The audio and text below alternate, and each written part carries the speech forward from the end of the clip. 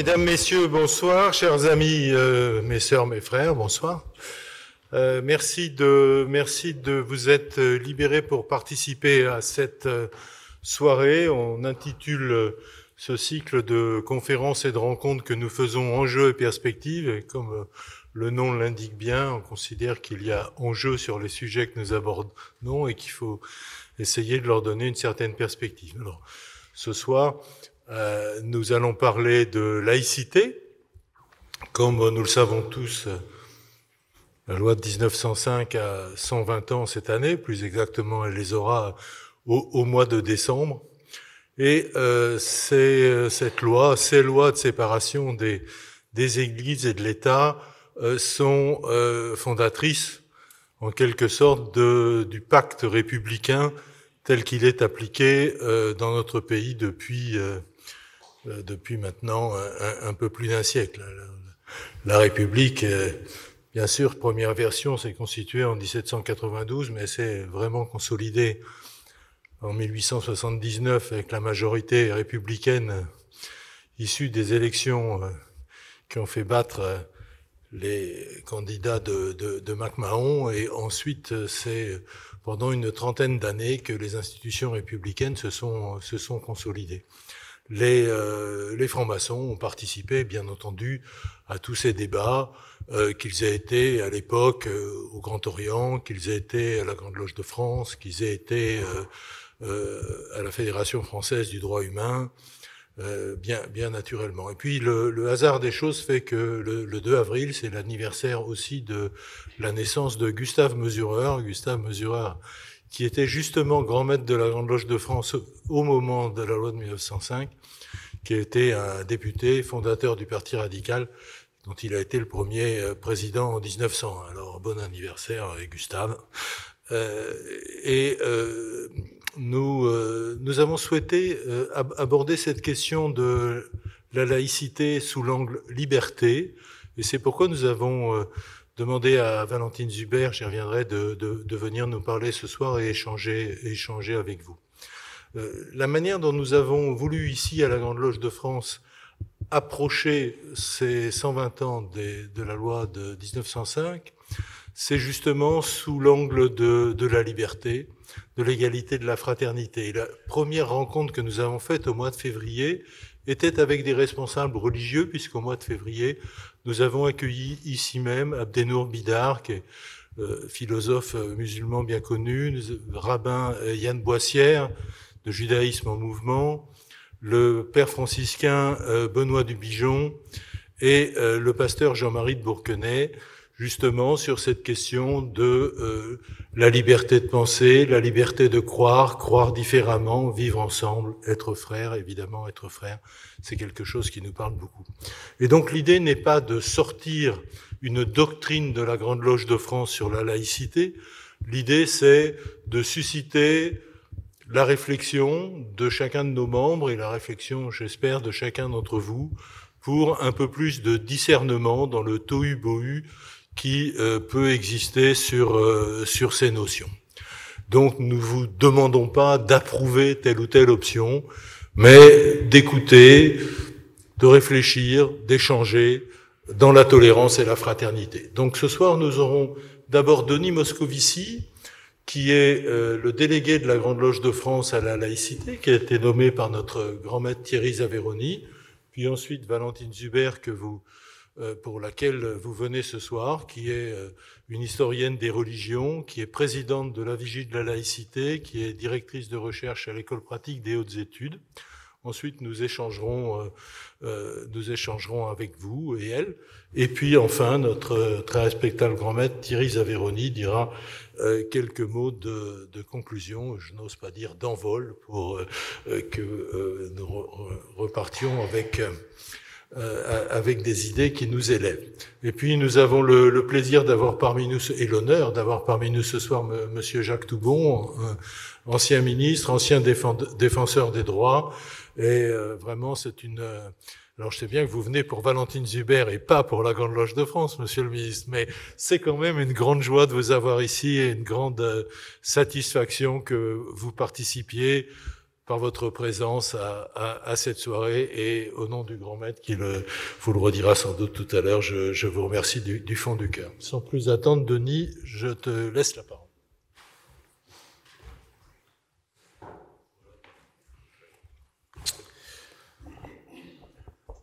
Bonsoir à toutes et tous. Je suis ravi donc de vous voir nombreux dans ce grand temple Pierre Brossolette pour assister donc à cette conférence que nous avons souhaité organiser dans le cadre du cycle d'événements qui vont jalonner toute cette année les commémorations du 120e anniversaire des lois de 1905, précisément votées le 9 décembre, souvent synonyme de laïcité. D'abord, ravi de vous recevoir dans un siège de la Grande Loge qui, vous l'avez vu, a été complètement transformé, rénové, modernisé. Vous avez pu le constater en entrant dans les locaux. C'est le signe que la Grande Loge de France, elle se porte bien et elle veut regarder vers l'avenir avec confiance. Ravi également que cette conférence se tienne le jour de l'anniversaire de la naissance de Gustave Mesureur, qui a été présenté précédemment. Et enfin, ravi d'avoir l'occasion d'évoquer ici la laïcité en votre présence pour marquer notre attachement indéfectible à cette valeur cardinale de notre République et pour laquelle tant de nos prestigieux prédécesseurs ont combattu. Et lorsque j'évoque le combat des francs-maçons de la Grande Loge de France, indissociable d'ailleurs de celui de nos frères d'autres obédiences au XIXe siècle, il ne s'agit pas d'un vain mot. Dans un discours prononcé le 10 octobre 1926 et qu'un frère présent dans cette salle m'a donné, un membre lillois de notre obédience, initié en 1870, qui fut également grand maître en 1918-1919, Gustave Desmond, rendait un hommage homérique aux frères de sa loge, qu'ils soient encore vivants ou déjà morts. Et vous savez que pour nous, un frère mort est toujours présent en nos cœurs et en nos pensées, dans nos chaînes d'union. Il rappelait les riches heures de leur combat commun pour établir la République française et construire ses lois de laïcité. Il évoquait les heures sombres du siècle précédent, je rappelle qu'on est en 1926, quand la réaction, c'est ainsi qu'il parlait, prônait un projet de restauration monarchique avec l'aide active du clergé. Il évoquait notamment les actions du célèbre Monseigneur Dupanloup, évêque d'Orléans, travaillant à préparer les lois qui devaient rétablir la supériorité de l'enseignement catholique sur l'enseignement public. Il évoquait également les combats réels en dehors de ces temples tout au long du siècle pour asseoir la République et les principes républicains quand les cléricaux ne désarmaient pas. Pendant près de 30 ans, après la Commune, ce furent des batailles incessantes où s'illustrèrent les Léon Gambetta, les Jules Ferry. D'abord, le vote des lois sur l'instruction primaire, laïque, gratuite et obligatoire en 1881, avec dès cette époque le concours de Ferdinand Buisson.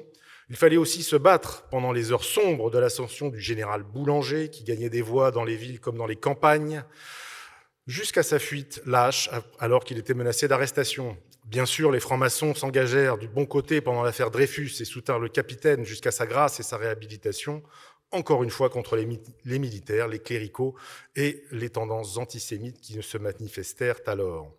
Les combats les plus rudes, les plus cruciaux eurent lieu sous les ministères Waldeck-Rousseau, Combes et Rouvier avec le soutien actif d'Aristide Briand, Jaurès, Buisson, jusqu'au vote des lois de séparation de l'Église et de l'État en décembre 1905, déposées à la Chambre en novembre 1904. C'est dire le temps qu'il a fallu. Les premières années du XXe siècle furent consacrées à l'application de ces lois de séparation sur le territoire, et là aussi, les francs-maçons furent actifs avec des laïcs et des républicains, si tant est qu'on puisse dissocier ces catégories. Après avoir relaté ces riches heures, Gustave Desmond peut conclure son travail sur ces paroles prononcées en 1926. Pour nous qui avons vieilli, quand sonnera l'heure de rejoindre l'Orient éternel, quand nos outils symboliques tomberont de nos mains débiles, nous pourrons dire avec fierté que dans le champ illimité que la maçonnerie doit défricher, nous avons tracé notre sillon. Alors ces lois de 1905, elles comportent une quinzaine d'articles, dont les 2 premiers sont les plus emblématiques. Je vais quand même les citer ici. ça sera tout de même important. L'article 1, la République assure la liberté de conscience, elle garantit le libre exercice des cultes sous les seules restrictions édictées ci-après dans l'intérêt de l'ordre public. L'article 2, la République ne reconnaît, ne salarie, ni ne subventionne aucun culte. En conséquence, à partir du 1er janvier qui suivra la promulgation de la présente loi, seront supprimées des budgets de l'État, des départements et des communes, toutes dépenses relatives à l'exercice des cultes. Elle ne s'applique pas partout en France, comme vous le savez.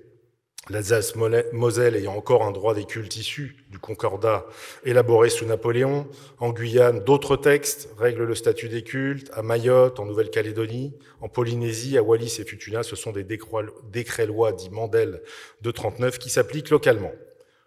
Par ailleurs, de nouveaux textes furent votés pour préciser ou compléter ces dispositifs légaux afin de prendre en compte de nouvelles réalités, notamment depuis le début de ce siècle, la loi du 15 mars 2004 sur le port des signes et des tenues manifestant une appartenance religieuse dans les écoles, et la loi séparatiste du 21 août 2021 confortant les principes de la République. Notre Constitution affirme également le caractère laïque de la République française. Elle dit « La France est une république indivisible ». Laïque, démocratique et sociale, elle assure l'égalité devant la loi de tous les citoyens sans distinction d'origine, de race ou de religion. Elle respecte toutes les croyances. Là aussi, en décembre 1905, après les attentats qui ont secoué le pays, est inséré un alinéa dans l'article 1er de la Constitution. La République assure la liberté de conscience, garantit le libre exercice des cultes et respecte la séparation des églises et de l'État, conformément au titre 1er de la loi du 9 décembre 1905 concernant la séparation des églises et de l'État. Voilà pour ces lois. Cette laïcité, ces lois, elles ont permis au XXe siècle de faire de la France un pays où un exilé pouvait dire, ainsi que Georges Arthur Goldschmidt l'écrit dans son livre « L'après-exil » qui vient de sortir chez Verdier et que je vous recommande, alors je cite, « En France, malgré les apparences actuelles, l'accueil est d'autant plus facile qu'on ne vous demande rien. On ne doit se soumettre à aucune croyance, aucune servitude religieuse, ni même politique n'est exigée par l'État.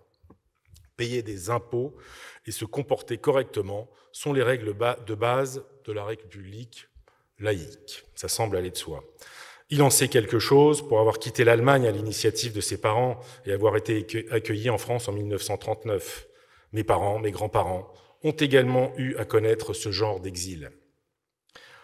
Les tensions qui existent en France depuis les années 2000 ont fragilisé cet équilibre et nous souhaitons que le 120e anniversaire des lois de 1905 soit l'occasion pour nous de réaffirmer notre attachement à l'esprit de ces lois et de la République laïque qui en a résulté. Il n'aura échappé à personne qu'une partie des tensions qui se font jour dans le monde, au moins depuis le début de ce siècle, sont le fait de pays dans lesquels le pouvoir appartient à ou est convoité par des mouvances animées soit directement par des organisations religieuses, soit indirectement par des partis dont l'idéologie montre des proximités avec de telles organisations. Si la réaction et le clergé ne désarmaient pas au XIXe siècle, comme l'a dit notre prédécesseur Gustave Desmond, de formes nouvelles se manifestent partout désormais avec force contre la démocratie, le progrès, la libre pensée, la liberté d'expression, le droit, sous prétexte de retour à un ordre moral attaché à la pratique d'une religion dominante ou souhaitant le devenir. Des conflits sont nés partout dans le monde et des centaines de milliers de personnes sont désormais dans les rues, dans de nombreux pays, agités par ces tensions identitaires et religieuses. Des peuples nous envient la laïcité dans sa dimension de séparation de l'Église et de l'État. Partout, des dictateurs, des illibéraux prospèrent et leur solidarité internationale, qui dépasse désormais les frontières, incite chacun d'entre eux à aller plus loin, se sentant pousser des ailes. Ils dévoient la langue et la raison des démocraties pour en retourner le sens. Ici, les positions s'exacerbent et on observe une montée des oppositions, divisions et radicalités. La laïcité est devenue un enjeu politique et les forces en présence essayent de se l'accaparer au prix de grandes confusions. C'est aussi le cas de la lutte contre l'antisémitisme et le racisme ou du combat des féministes pour l'égalité entre les hommes et les femmes. Tout cela est évidemment lié. Francs-maçons, libres penseurs, nous demeurons attachés au sens des mots et à des mots et à ses combats légitimes. Même parmi les défenseurs de la laïcité, on observe des différences qui pourraient profiter à ses ennemis. Il y a, pour résumer, mais vraiment un résumé, ceux qui sont attachés à une forme d'unité et ceux qui sont attachés à une forme de diversité, au respect de la diversité. Disant cela, je dis peu de choses, mais je sais déjà que je pourrais être exposé à la critique, des uns comme des autres. Pourtant, il faudra bien en sortir, poser des mots, réunir ceux qui étaient épars et concilier les oppositions nécessaires et fécondes pour espérer gagner les combats à venir. À la Grande Loge de France, comme cela a été dit tout à l'heure, nous ne refusons pas ces différences ni ces débats. Nous restons fidèles au combat de ceux qui, comme le frère Gustave Desmond, auront combattu becs et ongles pour l'installation de la République laïque, pour rechercher toujours l'équilibre qui permet de vivre en harmonie dans la société, sans que nos comportements, tous nos comportements, nous soient dictés par des lois, dans l'exercice individuel plein et entier de la libre pensée, et pour nous, francs-maçons de la Grande Loge de France, de travailler au progrès de l'humanité et d'accoler avec fierté la devise républicaine à notre acclamation écossaise. C'est pourquoi, je vais en finir là, je tiens à remercier chaleureusement Valentine Zuber de venir nous rappeler ici que la laïcité est avant tout un principe de liberté. J'y ajouterai également d'égalité et de fraternité. Valentine Zuber, elle est historienne, professeure agrégée, directrice d'études à l'école pratique des hautes études, section des sciences religieuses, religion et relations internationales, également membre de la Société de l'histoire du protestantisme français. Elle a bien d'autres cordes à son arc et je n'aurai pas le temps de toutes les mentionner. Elle a reçu les plus hautes distinctions dans l'ordre des palmes académiques et également dans celui de la Légion d'honneur. Elle est aussi vice-présidente de la laïcité créée en 2021. Elle a publié de nombreux ouvrages, dont Le culte des droits de l'homme et la laïcité en débat. Sous ces titres, elle est sans aucun doute l'une des mieux placées pour évoquer la laïcité devant nous ce soir. Bien chère Valentine Zuber, je vous donne la parole.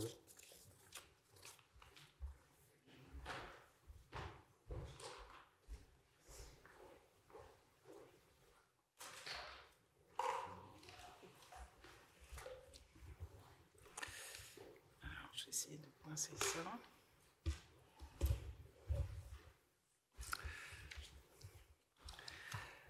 Mesdames, Messieurs, chers amis, je suis très heureuse ce soir et très impressionnée, je dois dire, de parler devant tant de personnes. Généralement, mes séminaires de recherche sont moins étoffés, mais c'est un grand plaisir pour moi de venir vous présenter quelques idées et quelques réflexions sur ce principe de laïcité qui agite les débats en continu depuis, je dirais, presque 200 ans, et pas seulement depuis 1989 et l'affaire des foulards au collège de Creil. Donc, je vais commencer par un anniversaire, celui de la loi de séparation de 1905, alors pas le 120e, mais le 100e, parce qu'à cette occasion, un grand nombre d'universitaires venus de très nombreux pays qui travaillent sur les relations entre les églises et les États, les cultes et les sociétés, se sont accordés à essayer de trouver une définition commune à ce que serait ce fameux principe de laïcité. Donc vous aurez bien compris que d'entrée, je réfute l'idée que la laïcité soit une exception française, mais que c'est une réalité juridique partagée sous différentes modalités, dues à des traditions historiques bien différentes aussi, mais une réalité partagée dans les États démocratiques, dans les États qui respectent l'État de droit. Pas de laïcité, en effet, vous l'avez évoqué, dans les pays autoritaires et qui ne laissent pas de possibilité de liberté d'expression et de liberté de religion et de conviction à leurs citoyens ou sujets. Donc j'en reviens à mes universitaires de 2005 qui, après avoir beaucoup réfléchi et palabré, sont arrivés au plus petit dénominateur commun, si je puis dire, de ce que serait le principe de laïcité.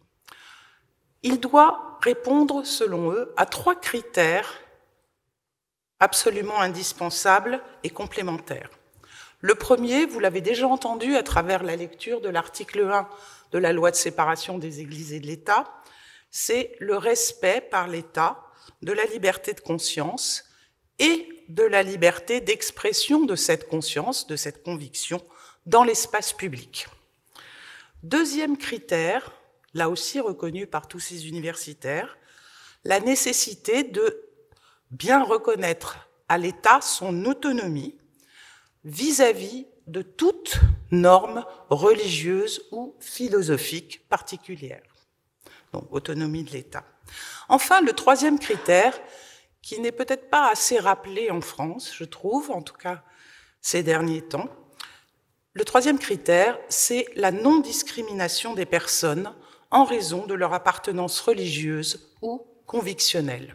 Donc, l'égalité entre tous les citoyens, quelle que soit leur croyance, et comme vous l'avez là aussi entendu, c'est garanti constitutionnellement en France. Donc, si l'on accepte et on respecte ces trois critères, la laïcité, donc, comme je le disais, loin d'être une exception française, peut donc être un principe politique partagé par d'autres systèmes politiques démocratiques et à l'étranger. Cependant, chaque pays, comme je le disais aussi, a eu sa manière de s'approprier ce principe de laïcité. Alors, je ne reviendrai pas sur les laïcités étrangères, parce que je n'en ai pas le temps et ça n'est pas le sujet, mais je vais donc m'attacher à préciser un peu la forme particulière prise par la laïcité française. Alors, la laïcité, c'est un principe qui a une histoire. Vous parliez tout à l'heure de nécessité d'en revenir au fondement. Il faut essayer de comprendre pourquoi on a eu besoin de la laïcité à un moment donné de notre histoire. Alors il faut rappeler, et je suis historienne de formation, donc évidemment je navigue plus aisément dans les siècles qui précèdent le XIXe siècle, je dirais qu'il faut se rappeler que la France a été un pays qui, à partir du XVIe siècle, a connu un pluralisme religieux inédit dans les autres pays, ou en tout cas qui s'est perpétué pendant un certain nombre d'années, ce qui a mené à des guerres de religion, je ne vous rappelle pas les détails, des persécutions, des crimes odieux, des condamnations pour hérésie, des bûchers, et j'en passe. Donc, malgré tout, ce pluralisme religieux, donc, qui combinait une grande majorité, voire une presque énorme majorité de catholiques, sujets du roi, il y avait aussi une toute petite minorité juive, mais qui était dispersée dans différents endroits du territoire, à l'est, au sud et au sud-ouest. Et puis, depuis donc la Réforme, une minorité protestante un peu plus importante, qui s'est elle aussi diffusée dans l'espace français. C'est parce que cette coexistence s'est plutôt mal passée qu'il a fallu réfléchir très précocement en France à savoir comment gérer la possibilité que tous les sujets du roi ne partagent pas forcément la religion du roi. Et ça a été une réflexion très longue et compliquée, qui est passée d'abord par l'expression d'une forme de tolérance politique. On tolère ce qu'on ne peut pas éliminer, mais qui ne donnait jamais autant de droits aux représentants des minorités et de la majorité. C'est à partir de la Révolution française, qui est une étape majeure de cette histoire de la laïcité, que ce pluralisme de la société a été constaté, que l'égalité des citoyens, quelles que soient leurs convictions, a été reconnue, et que la liberté de conscience et de culte a été accordée à tous à travers le très bel article 10 de la Déclaration des droits de l'homme et du citoyen. Je ne sais pas si vous l'avez cité, donc je vais le faire. Nul ne peut être inquiété pour ses opinions, même religieuses, pourvu que leurs manifestations ne troublent pas l'ordre public établi par la loi. Vous admirez la belle langue du XVIIIe siècle, mais c'est exactement la même idée qui se retrouve dans l'article 1er de la loi de 1905, même si c'est exprimé autrement. Cette reconnaissance de l'égalité des citoyens, quelles que soient leurs convictions religieuses, c'est l'accès de tous à tous les métiers, enfin des hommes à l'époque, bien sûr, l'accès de tous à tous les métiers, même s'ils ne sont pas sujets du roi. Et c'est aussi les premières mesures de laïcisation sur lesquelles nous vivons toujours, qu'a été la création du mariage civil en 1791 et du divorce civil, qui déjà contrevenait aux normes religieuses catholiques jusqu'alors respectées. Que le divorce ait ensuite été aboli sous la Restauration, puis remis en vigueur sous la Troisième République, ne veut pas dire que celui-ci n'était pas, cette première mesure d'état civil n'était pas un énorme progrès dans la démocratisation et dans la libéralisation de l'État et de la République. Ça s'est accompagné d'une laïcisation du droit. Je ne reviendrai pas sur les grandes étapes, puisque Denis les a énumérées. Néanmoins, on peut dire que ça commence par le Code civil napoléonien, qui, en 1804, ne fait mention d'aucune religion particulière liée à l'État. Pluralisme du concordat et des cultes reconnus, que je voudrais tout de même rappeler, puisqu'il est encore en vigueur dans 3 départements français à l'est de la France, l'Alsace, les deux départements du Haut-Rhin, du Bas-Rhin et de la Moselle, système des cultes reconnus qui, pour la première fois en Europe, reconnaît 4 façons différentes de croire en Dieu, sans en approuver plus une que l'autre, et donc un concordat avec l'Église catholique, mais une reconnaissance et un subventionnement aussi accordé aux 2 cultes protestants, luthériens et réformés, et au culte israélite quelques années plus tard, ce qui était une transgression absolue d'accorder les mêmes droits à des non-chrétiens qu'à des chrétiens. Donc vous voyez, la laïcité, elle a pris un certain temps et elle s'est installée progressivement. Cette laïcisation, elle aboutit à la séparation des églises et de l'État, et je voudrais simplement en tirer une des conséquences qui est la plus visible dans la pratique actuelle de la laïcité. C'est-à-dire que la laïcité s'impose à l'État, et non pas à la société. Je reviendrai en conclusion là-dessus. La laïcité s'impose à l'État et exige des représentants de l'État, c'est-à-dire les fonctionnaires, de garder d'avoir un devoir de réserve et de ne pas afficher aucun signe religieux ou de parole prosélyte dans l'exercice de leurs fonctions. Pourquoi a-t-on cette conception de cette réserve nécessaire des représentants de l'État? Tout simplement pour respecter ce 3e critère que je vous ai donné en introduction, qui est la non-discrimination des citoyens qui vont dans les services publics, non-discrimination des citoyens par rapport à leurs connaissances ou leurs croyances religieuses. Donc, cette réserve, elle s'est un peu étendue depuis, et j'y reviendrai. Je voudrais simplement dire que sur ce beau principe de séparation des églises et de l'État, qui fait que du jour au lendemain, on ne salarie plus les prêtres, on ne salarie plus les pasteurs, on ne salarie plus les rabbins, eh bien, il y a quand même quelques petites exceptions à la règle de non-subventionnement du fameux article 2 que vous avez lu. Alors, évidemment, la situation d'Alsace-Moselle, mais c'est un peu particulier puisqu'il n'était pas... les départements n'étaient pas français lors de l'adoption de la loi, et lorsqu'on leur a proposé, après la Première Guerre mondiale, de rejoindre le régime général, ils ont préféré garder leur droit local, qui n'était pas seulement religieux d'ailleurs, mais qui était pour eux plus avantageux, et on n'a pas voulu les froisser sur ce sujet. Depuis, on en reparle régulièrement, mais ça n'a pas d'incidence particulière. D'autres exceptions. La loi de séparation des églises et de l'État, vous l'avez dit, ne s'applique pas à certains territoires d'outre-mer. D'accord. Mais elle ne s'appliquait pas non plus aux 3 départements d'Algérie, qui étaient pourtant des départements à part entière. Et donc là, situation d'exception où l'État a préféré continuer à subventionner, c'est-à-dire à contrôler, in fine, le culte musulman afin de prévenir des troubles à l'ordre public. Il y a un autre département encore qui a une spécificité toute historique, c'est la Guyane, puisque régie par une ordonnance royale de Charles X datant de 1828, seul le culte catholique est reconnu et subventionné par l'État à travers le Conseil général. Et puis d'autres exceptions qui, cette fois-ci, ne sont pas géographiques. Et la première, qui résulte aussi d'une histoire longue et tumultueuse, c'est le fait que la grande majorité des bâtiments cultuels catholiques, essentiellement, sont toujours la propriété de l'État ou des collectivités territoriales, qui sont propriétaires, et sont affectés de manière gratuite aux cultes auxquels ils sont accolés.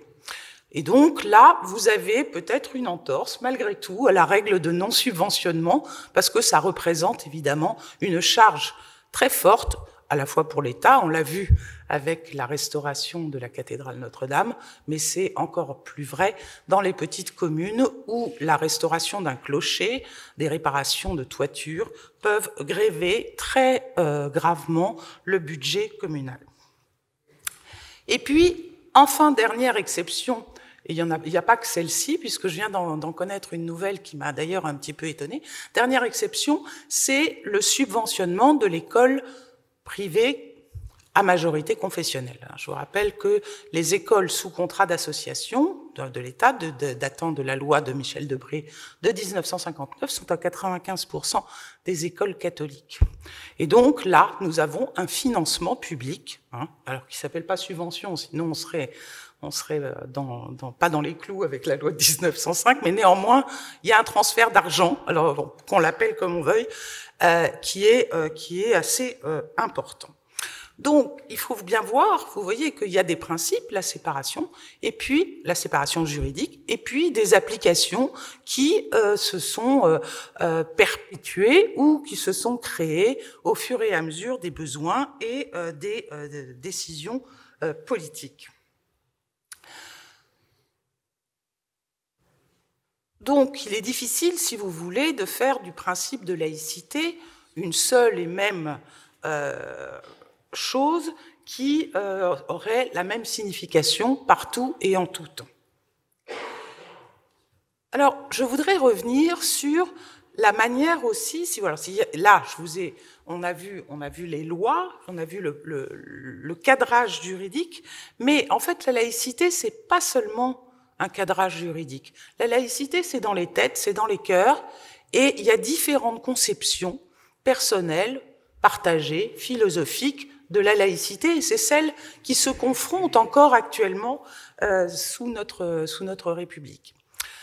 Au début, donc au moment de la séparation des églises et de l'État, les républicains étaient extrêmement divisés sur ce que devait être cette loi de séparation. Il y en a qui étaient contre, parce qu'ils pensaient que si on cessait de subventionner et de contrôler l'Église catholique, eh bien, elle risquait de prendre trop de place et d'imposer ses normes à la République, ce qui était évidemment très peu apprécié par les républicains. Et puis, il y avait ceux qui pensaient qu'on pouvait les séparer, mais sans leur donner aucun moyen, en leur rendant leurs églises, y compris en mauvais état, et qu'ils se débrouillent, voire que le culte catholique se délite et disparaisse à terme. C'était en tout cas le souhait de certains républicains les plus avancés. La séparation telle qu'elle s'est faite en 1905 n'a été ni dans ce sens ni dans l'autre. Il s'agit bien, vous l'entendez bien avec cet article premier qui fonde tous les autres, que c'est une séparation qui se fait dans le respect des croyances religieuses et le respect de leur manifestation dans l'espace public, parce que la liberté de conscience tout seul, s'il n'y a pas possibilité de l'exprimer, eh bien, ce n'est pas complètement la liberté. Cependant, il reste plusieurs manières de penser la laïcité, et toutes ont une légitimité particulière, tant qu'elles ne contreviennent pas, évidemment, à la législation en cours, ou sauf si ces prétentions à la transformer peuvent donner lieu à des épisodes législatifs dont vous avez cité un certain nombre et dont un, d'ailleurs, occupe l'actualité. Je ne sais pas si vous en avez entendu parler, sur l'idée d'interdire le port du voile dans les compétitions sportives amateurs. Alors, quelles sont ces différentes conceptions que j'appelle philosophiques ou idéologiques de la laïcité qui sont en force en présence? Eh bien, certains pensent la laïcité comme un principe d'abstention complète. L'État n'est pas compétent dans certains domaines, dont celui de la religion, qui doit être conçu comme une affaire absolument individuelle et privée, et l'État doit nécessairement s'abstenir d'intervenir sur ces sujets. Ça, c'est la proposition maximaliste. D'autres ont une conception de la laïcité qui tire celle-là du côté des valeurs. Et d'ailleurs, c'est le terme que vous avez employé, et que moi je n'emploie pas, des valeurs, en faisant finalement le quatrième terme de la devise républicaine: liberté, égalité, fraternité, laïcité. Certains maires se sont essayés à rajouter cette valeur sur le fronton des mairies, mais ont généralement se sont fait taper sur les doigts par la justice administrative. Parce que, en fait, le principe de laïcité permet ces trois valeurs d'exister, mais la laïcité en elle-même, à mes yeux en tout cas, n'est pas une valeur, et les termes employés actuellement dans le débat public font bien cette différence. D'ailleurs, vous entendez parler de formation obligatoire aux valeurs de la République et à la laïcité. Elle est à côté. Elle est à côté. Enfin, une troisième partie de la population qui s'intéresse à la laïcité voit celle-ci comme la possibilité d'un dialogue qui pourrait être entretenu entre l'État, les responsables politiques et aussi les différentes religions sur des thématiques communes.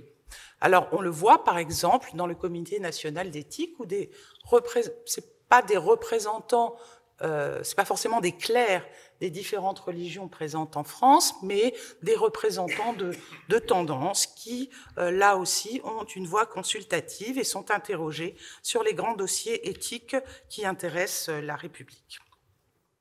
Donc, on a là, si vous voulez, une laïcité plutôt de collaboration. Je dirais que la première est une laïcité véritablement d'abstention, la deuxième, une laïcité un peu idéologisée, hypostasiée, et la troisième, une laïcité de reconnaissance et de collaboration. Donc, en fait, l'État français a oscillé entre ces trois postures, et je n'ai pas le temps d'affiner, ni mais ça pourra être précisé dans la discussion. Il y a eu des mesures de type d'abstention, des mesures de collaboration et des mesures où la laïcité a été érigée presque en dogme républicain.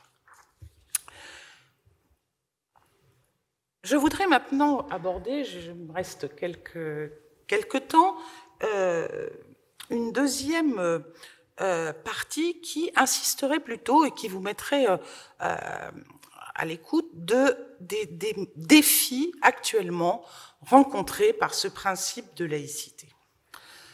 On n'est plus en 1905, on n'est plus des républicains, hommes, qui décident, généralement d'origine chrétienne ou juive, qui décident de la morale commune, la fameuse morale de non-père de Jules Ferry, qui est quand même une morale chrétienne laïcisée, en le disant très rapidement. On est actuellement dans une société où les valeurs sont multiples, où il y a des conflits de valeurs entre les citoyens et où il faut donc, là aussi, on est un peu comme au XVIe siècle, repenser la coexistence républicaine de tous les citoyens, quelles que soient les valeurs et les convictions qu'ils portent. Et c'est encore aggravé par ce que nous appelons chez les sociologues l'ultramodernité où il y a une exaltation des différences et des identités particulières qui rendent toute soumission à une norme abstraite et unifiante très contestable et donc qui divise encore, si vous voulez, si c'était possible, encore les opinions et les manifestations actuelles. Pluralisation religieuse extrême grâce aux migrations, évidemment arrivée de l'islam en métropole, puisque l'islam on le connaissait.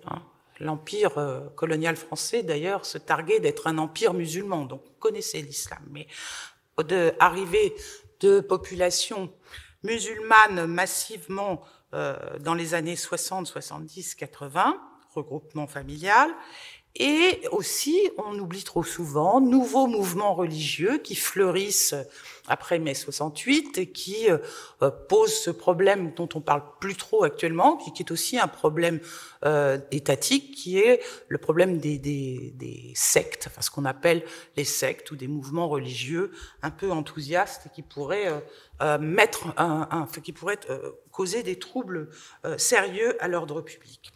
Donc, individualisme, pluralisation extrême, le fait que les églises historiques, et en particulier la première, jouissent d'un certain privilège d'ancienneté, si je puis dire, et qui fait que il y a encore des domaines où l'Église catholique se vit comme l'Église, la fille aînée, enfin les républiques filles aînées de l'Église, donc, et je pense par exemple à des moments qu'on ne traite pas comme étant des problèmes de laïcité, mais qui ont été par exemple les grandes manifestations contre le mariage pour tous en 2013, ou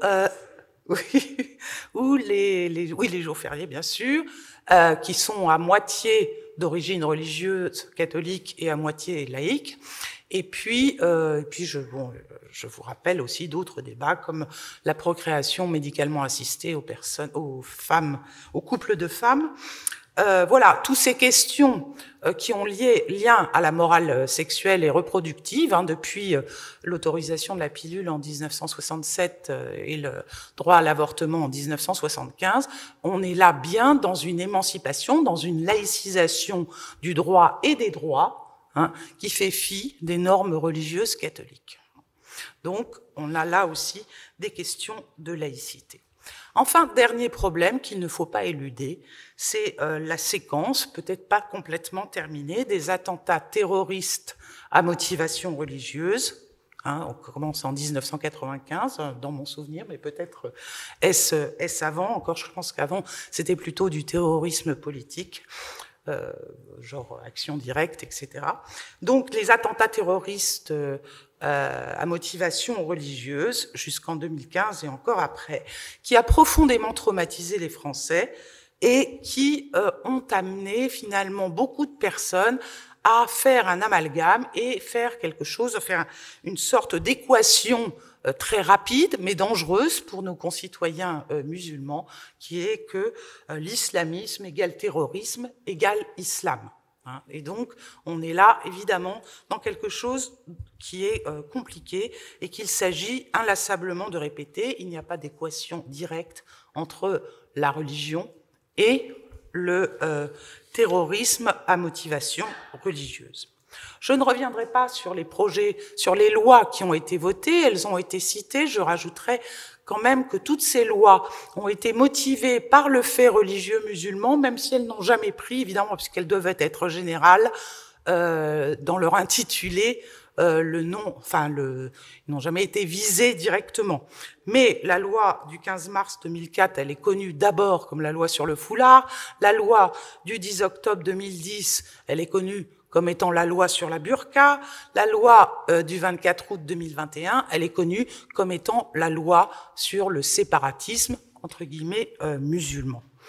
Et d'autres types de lois ne cessent d'arriver sur les bureaux des députés et des sénateurs, à leur initiative ou pas, ou à celle du gouvernement, qui voudraient étendre encore les lois et étendre encore le système juridique de la laïcité en imposant une neutralisation de plus en plus forte de l'apparence et du signe religieux, avec comme arrière-pensée le signe religieux musulman et encore plus le signe féminin religieux musulman.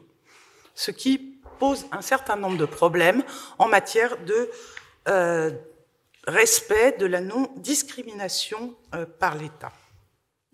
Donc, de nouvelles menaces, et je conclurai là-dessus, peut-être en quelques mots, de nouvelles menaces face à la laïcité, c'est ce que beaucoup d'hommes politiques aimeraient nous faire croire, et certains en font quand même un fonds de commerce, je dirais, retournant d'ailleurs des positions complètement, une sorte de révolution copernicienne pour certains partis politiques qui étaient tout sauf laïques et qui se proclament maintenant les meilleurs défenseurs de la laïcité, pourvu qu'elle soit anti-musulmane en effet.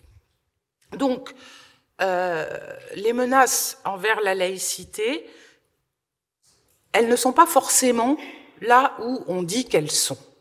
Pour moi, le principe de laïcité, s'il devient une sorte de règlement intérieur, ce qu'il a tendance à devenir à travers les différentes lois prises, si ça devient un règlement intérieur, on a le droit de faire, on n'a pas le droit de faire, j'ose un gros mot, une orthopraxie, voire une orthodoxie orthopraxique, enfin je veux dire quelque chose de figé, quelque chose qui empêche les convictions de s'exprimer, évidemment dans un débat qu'on doit souhaiter le plus pacifié possible, eh bien on est là dans un renversement, si vous voulez, de la signification historique et juridique du principe de laïcité. Donc, et pourquoi? Alors, ce serait un retournement, si vous voulez, de ce principe, mais ce serait aussi accréditer une méconnaissance et quelque chose qui relève du rejet par les populations qui se voient discriminées par ce principe de laïcité qui leur est sans arrêt opposé. Et ce serait contre-productif d'un point de vue politique. Et je remarque que le Premier ministre a eu cette phrase face à la projet sur la loi sur l'interdiction du voile dans les compétitions sportives, amateurs toujours, pas professionnels. Il a eu cette phrase « Ne stigmatisons pas ou ne nous mettons pas à dos 9 millions de Français ». Je crois que la réalité, elle est là. Hein, nous sommes des citoyens où de très nombreux citoyens parmi nous sont musulmans, et c'est une très grosse minorité, et il ne s'agit pas de les discriminer plus longtemps ou de les braquer par une insistance portée sur tel ou tel signe religieux et l'interprétation de tel ou tel signe religieux qui est toujours vu par les opposants de manière unilatérale et qui ne fait pas droit à la complexité de l'identité religieuse croyante, de l'identité croyante des personnes qui le portent ou qui l'abandonnent ou qui le remettent, etc. Donc, je vous rends attentif, peut-être pour les discussions, que cette tentation, qui est d'ailleurs voulue par un certain nombre de Français, hein, de limiter la visibilité religieuse parce que ça dérange, parce que c'est différent, et c'est vrai qu'on a perdu l'habitude. En France, il y a presque plus de bonnes sœurs en habit. On voit quelques soutanes, mais autour d'églises traditionnalistes. Le signe religieux dérange. Hein. Le signe religieux dérange, et d'autant plus qu'il y a cette équation terrorisme, islamisme, etc.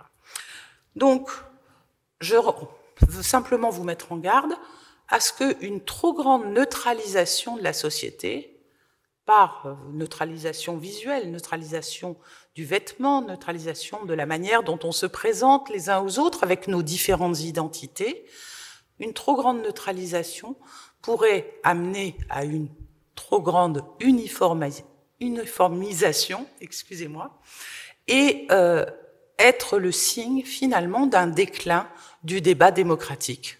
Parce que quelque chose de trop neutre, eh bien, on n'en débat plus, on l'accepte et on se soumet. Voilà.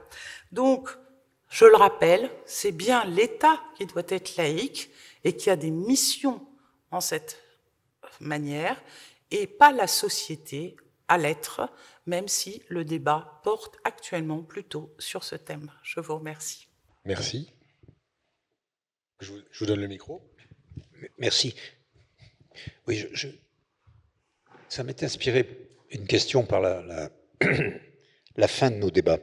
Et c'est plus, au-delà de la laïcité, sur la question de l'universalisme et les identités.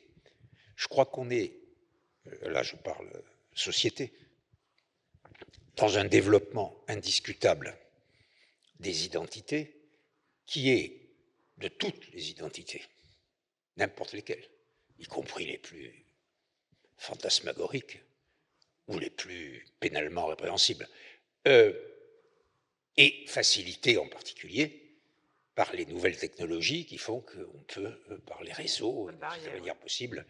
Et donc, je veux simplement poser la question qui est que comment est-ce que dans une société, une république universaliste par définition, moi c'est un mot que souvent je préfère à celui de laïcité, parce que je le trouve plus d'abord positif, moins défensif et ensuite plus englobant. Comment est-ce que nous gérons les identités? Au sens, ma question c'est, je crains fort que la laïcité ne réponde telle que, on en parle depuis 2 heures, ne répondent pas à cette situation. Et je me dis, ne faut-il pas que des personnes comme vous inventent quelque chose d'autre qui aille au-delà de la laïcité, vers l'universalisme, pour pouvoir, dans une société comme la nôtre, demain, prendre en compte toutes ces identités, les respecter, parce que c'est par définition le principe de la République et de la laïcité, respecter ces identités, mais aller au-delà de ces identités pour continuer à faire société. Autrement dit, la question que je pose, c'est est-ce que la laïcité n'est pas un stade de progrès indiscutable, vous l'avez très bien expliqué, mais qu'une société comme celle du XXIe siècle exigerait d'aller plus loin? Et est-ce que vous avez une idée pour aller plus loin? Alors je répondrai par une boutade qui est un peu le point d'interrogation au titre de mon ouvrage paru, qui a été cité tout à l'heure, le culte des droits de l'homme. Voilà, les droits humains me paraissent un universel particulièrement menacé actuellement, y compris dans nos États démocratiques, et sur lequel il faut tenir, évidemment. La laïcité, à mon avis, fait partie du catalogue des droits humains. C'est pour ça que tous les textes européens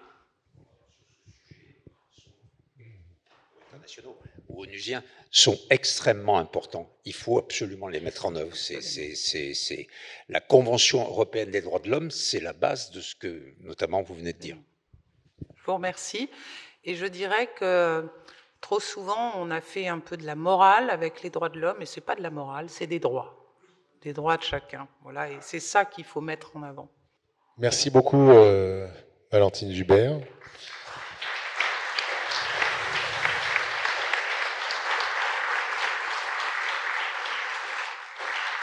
Donc, la parole est à notre grand maître, Thierry Zaveroni, pour la conclusion.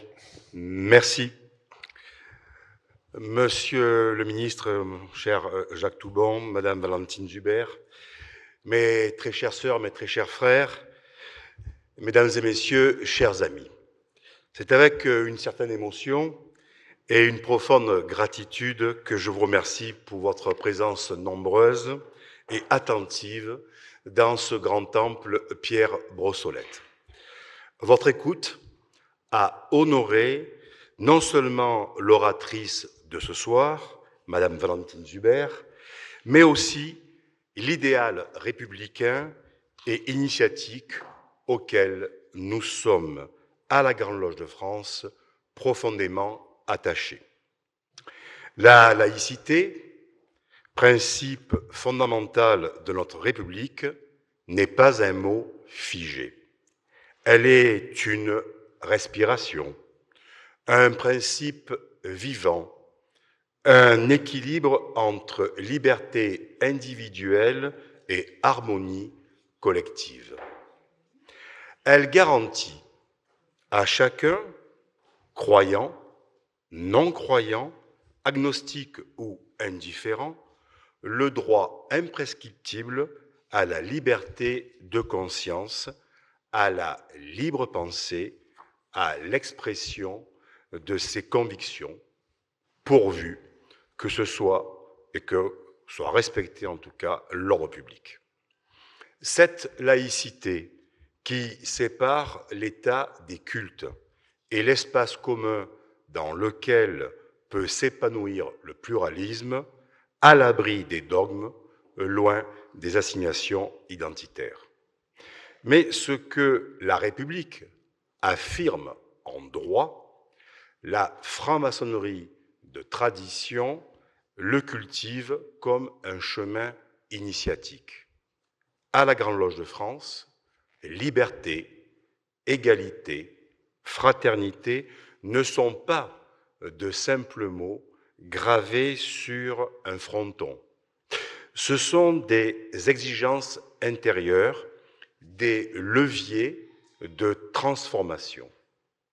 Nous proclamons la liberté comme une conquête de l'esprit, une libération intérieure sans cesse recommencée. Être libre, en fait, pour un franc-maçon, ce n'est pas agir selon son bon plaisir, mais selon une conscience éclairée, dans le respect de la loi morale et des devoirs qu'il s'impose. Cette liberté rend possible la laïcité, car seule une conscience libérée peut accueillir celle de l'autre. Nous vivons l'égalité dans la loge non comme un nivellement, mais comme la reconnaissance de la dignité de chacun. Tous les frères, du plus ancien au plus récemment initié, s'y rencontrent sur le même degré. L'égalité maçonnique est le miroir de l'unité du genre humain. Par-delà les différences d'origine, de croyances ou de parcours.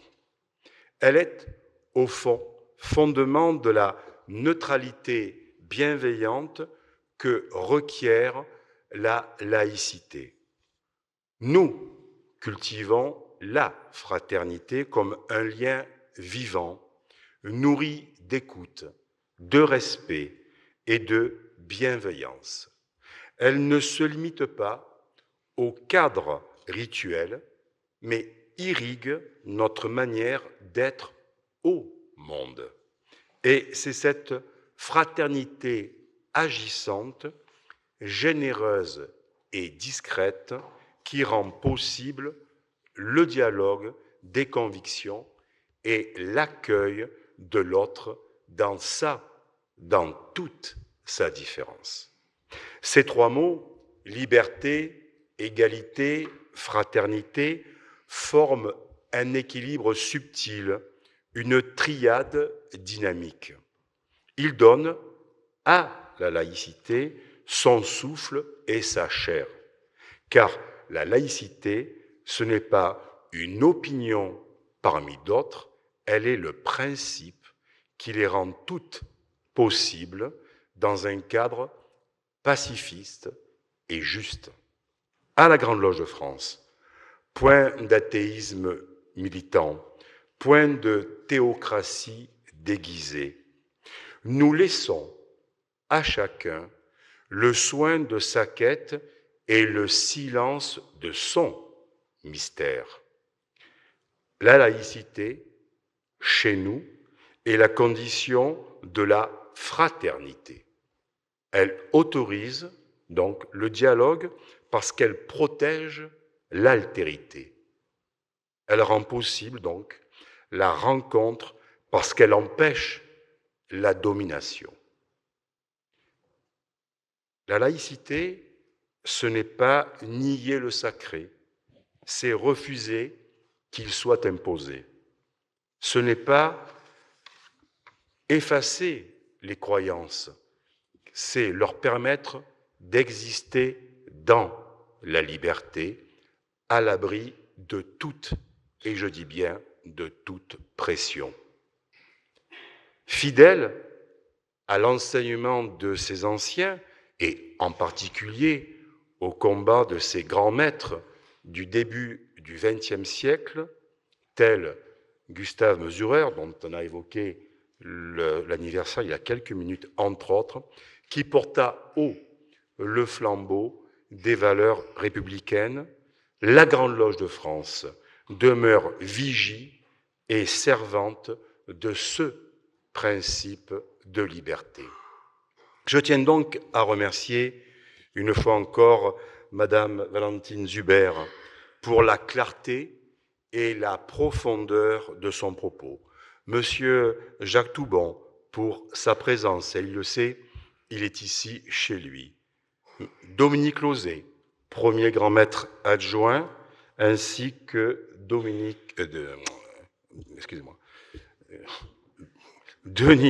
Moscovici, donc délégué à la laïcité, dont l'engagement inspire notre réflexion. Voilà, mes très chères sœurs, mes très chers frères, mesdames et messieurs, chers amis, que vive longtemps la laïcité, principe de paix, de liberté, d'unité dans la diversité, et que la lumière continue d'éclairer les chemins de dignité, de justice et de fraternité pour les femmes et les hommes de bonne volonté. Je vous remercie une fois de plus d'avoir honoré cette invitation et prenez soin de vous. Merci à vous.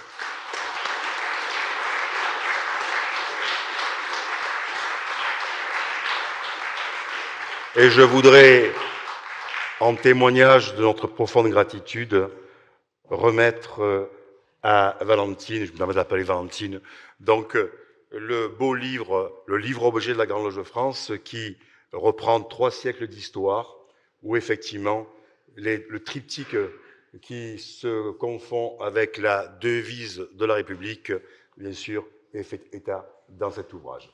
Et je vous remercie encore de nous avoir éclairés ce soir sur ce très beau sujet. Merci à vous. Merci.